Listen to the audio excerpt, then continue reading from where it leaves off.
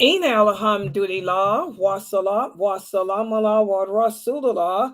Welcome to our session on the lawful and the unlawful. And just to remind the people, because we do have some new people joining us from the other different social platforms,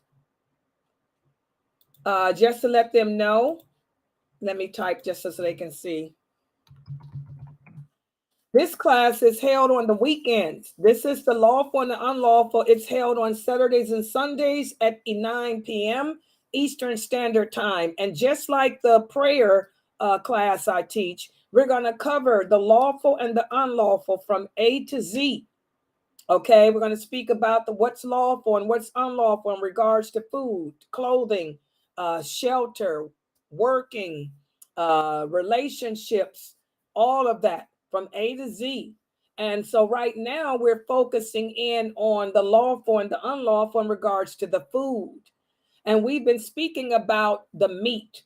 Yesterday, we spoke about how when it comes to the lawful and the unlawful, are there any type of vegetables or fruits that are unlawful for us as Muslims to eat? Can anyone answer that? Are there any types of vegetables or fruits that we are forbidden from eating as Muslims?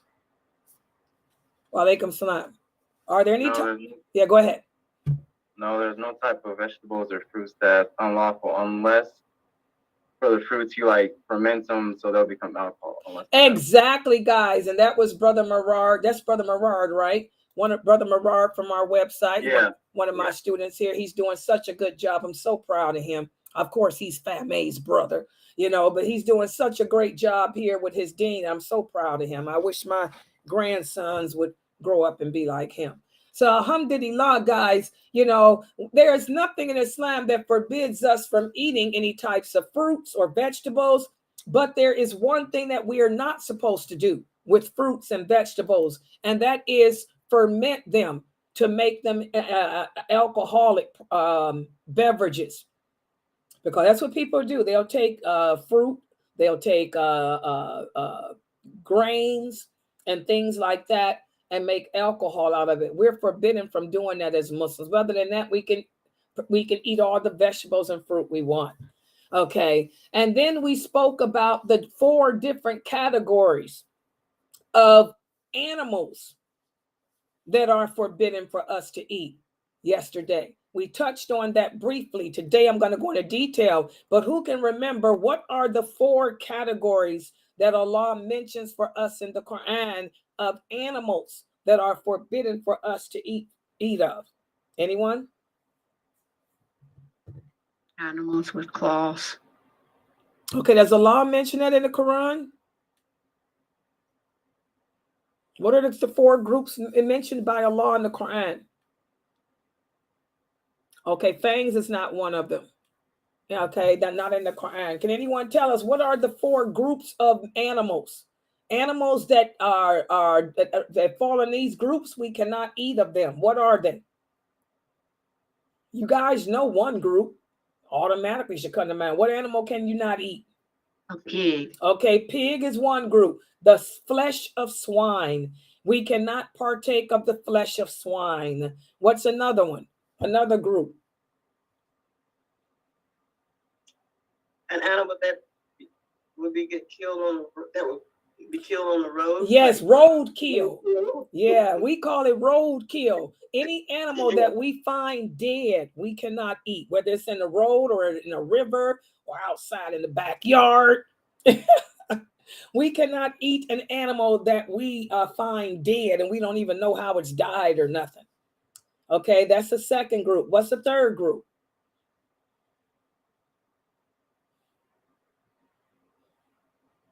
What? Animals that were slaughtered in the name of things others besides the law. I don't know if I word that. No, not really. You reword it better. Reword it different. You said animals slaughtered. There's a different word. Anyone else? Anyone else? Animal. We cannot eat animals that have been like sacrificed. Exactly. Other than the law. Sacrificed, not slaughtered. We cannot eat animals that were sacrificed to a deity other than Allah. Because there's people like the pagans, they sacrifice animals in the name of their gods. We can't eat any sacrificial animals. Any sacrificial animals that sacrifice to something other than Allah. Yeah, okay, good job. And what's the last group that we talked about? What's the last group of animals that Allah mentions in the Quran? Okay, these are animals that were strangled to death. Okay, that were gored to death or strangled to death. You know, we can't eat that type of meat either. And we're going to speak more in detail about these different groups today, and also another group. So we're going to speak about these groups today. So let me put the PowerPoint up on the screen for tonight's discussion. And by the way, it falls in the for those of you who, where is it at? Is this it? Oh, okay. For those of you who watch the playlist on YouTube, you like to look at the playlist. This is number 6, session 6. Today will be session 6. I did put those playlists in order yet last night, inshallah. Okay, so kill or a lamb. You were walking down the street and you saw a dead goat in the street. You can't take that goat home and eat it.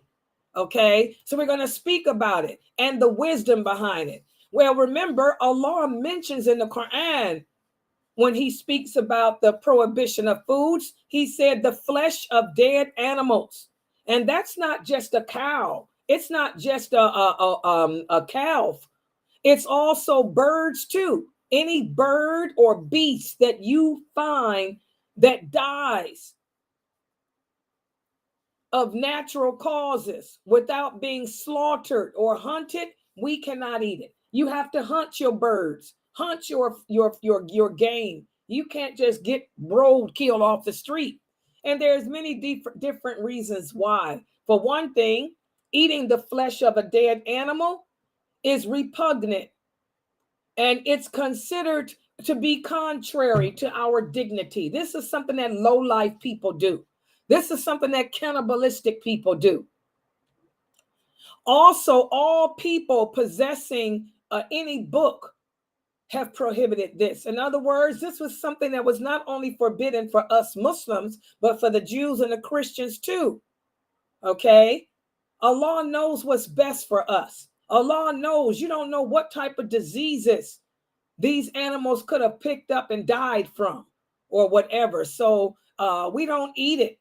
And also, guys, whatever we do as Muslims, we do because it sets a purpose. And whatever we do is based on intentions.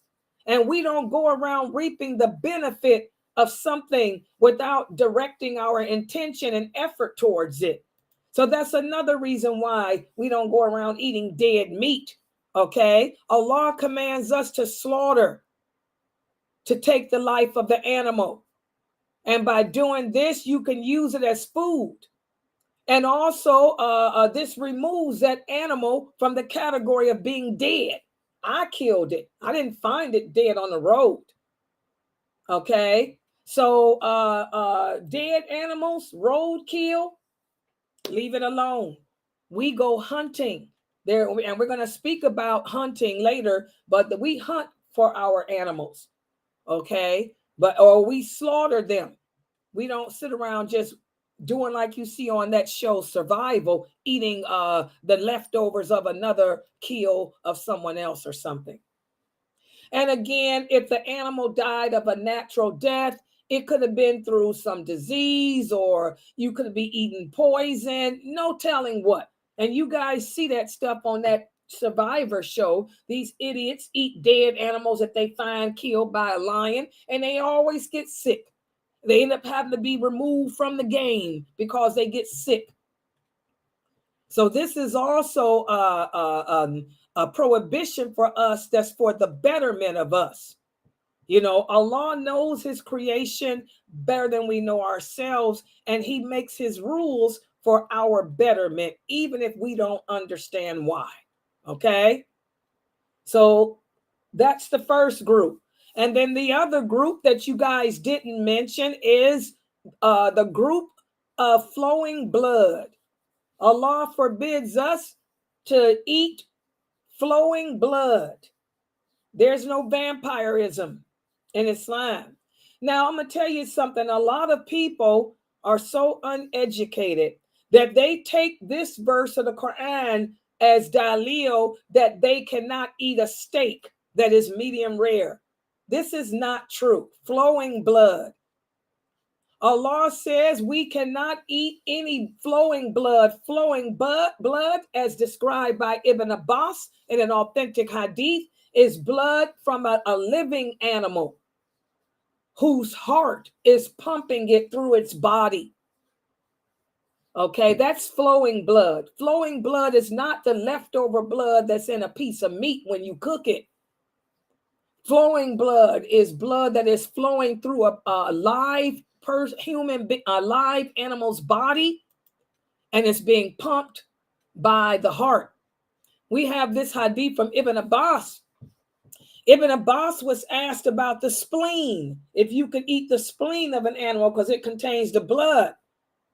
And he said yes. And the questioner said, but it has blood in it.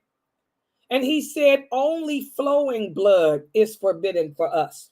Blood that is flowing, he described, is blood that is pumped by your heart through your body from a live animal. Because back in the before Islam, the Bedouins, and some of them still do this, unfortunately, the Bedouins would drink the blood of their camels and goats. If they couldn't find no water, couldn't find no food, they would stick a hole inside the camel, drink its blood. And we still have some Bedouin tribes that do that today, not just the camel, but their goats, their sheep. They'll stick a hole in them and drink from them. This is flowing blood. This is haram in Islam. Islam did away with that. Okay? And then the third prohibition is the eating of swine. The eating of swine. This is pork, the flesh of swine. The pig is filthy. Its meat is repugnant. Okay? It carries all type of diseases, as scientists have already proven.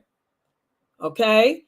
There is a fatwa that was put out in the early 2000s. And I'll never forget that ridiculous fatwa. And I'll always speak about it, where they say that you can take pork, and if you boil it for a certain amount of time, it becomes pure and we can eat it. Understand, under no circumstances is the flesh of swine lawful to eat unless there's nothing else and it's going to save your life. And even then, you only eat what you need to survive. So it doesn't matter how long you cook it, fry it, or whatever, it's haram. As the Prophet sallallahu alaihi wasallam said, Allah speaks the truth when he says no one has the right to make lawful what he has made unlawful. Okay? So the flesh of swine is forbidden for us. And also this one here, the flesh of any animal that has been dedicated to someone or something other than Allah. You want to slaughter a sheep, slaughter a cow in the name of your son. This is something I had to correct a lot of people on over the years of teaching the dawah here. A lot of people didn't understand what the purpose of an akikah is. I had some people who thought that the purpose of an akikah is to sacrifice in the name of your child. So there were Muslims I know who were sacrificing in the name of their child that they had just given birth to. And I had to correct them and tell them, we don't sacrifice in the name of the child. Who taught you this? Sacrifice is an act of worship, and all acts of worship belong to Allah, not to no human. Okay? So when you sacrifice a lamb or a goat, you're sacrificing in the name of Allah to thank, as a means of thanking Allah for blessing you with this child. Okay? So anything that's been sacrificed in the name of something other than Allah, we are forbidden from eating it. Any type of idol or any human being. Okay, so this is just, like I said, a short class, because these are just more description of those four categories that Allah has mentioned. And by the way, these categories, they break off into other categories.